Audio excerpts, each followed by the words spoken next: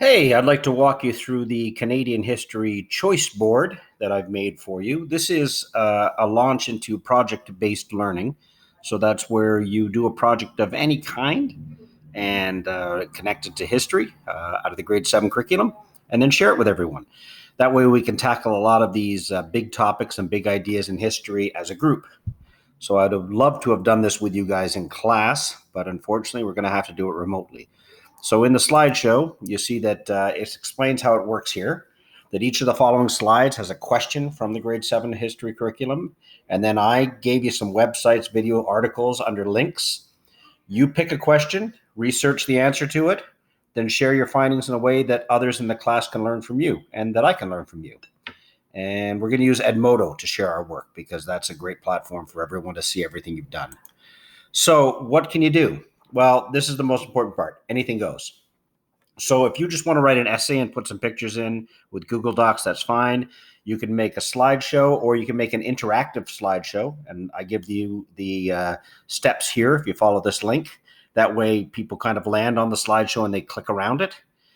You can make a Google site with your classmates. They can explore, and this link will take you to how you can make a Google site. It's pretty intuitive. You'll figure it out pretty easily.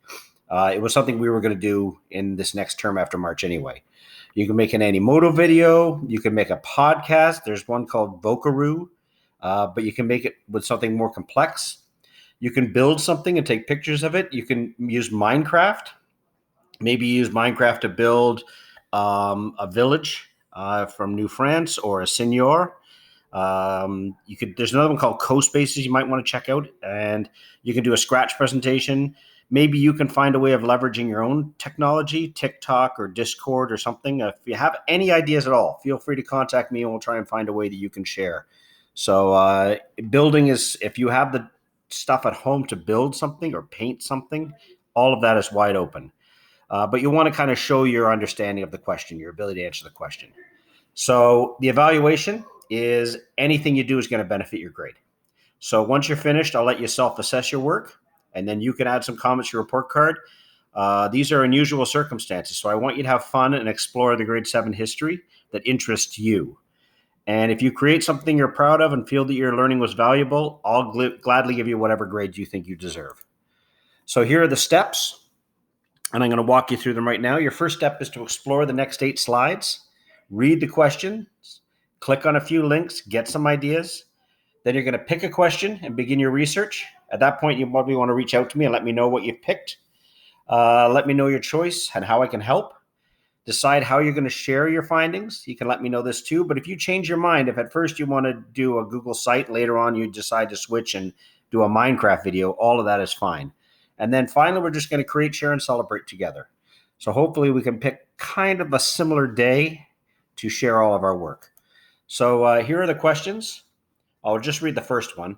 What is the main difference between your life and the life of a child in a Haudenosaunee society, or maybe on a seigneury in New France? So these words might be new to you, but of course, this whole section talks about the Haudenosaunee society. Lots of links here.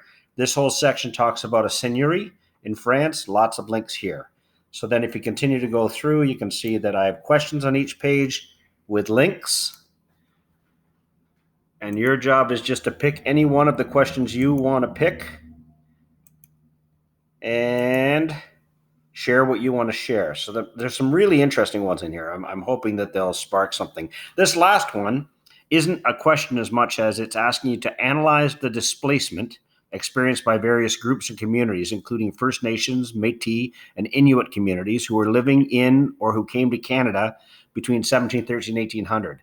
So there was a group of people called the Acadians, and they were basically kicked out of Canada.